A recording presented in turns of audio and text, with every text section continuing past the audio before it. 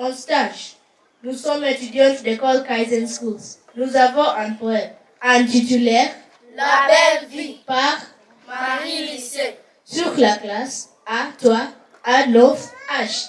Bienvenue et fait comme chez vous.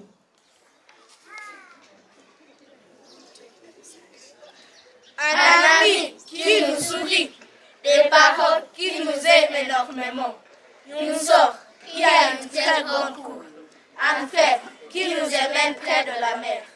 Une maison pleine de bonbons, des jouettes qui cocotent les ailes, l'été toute l'année.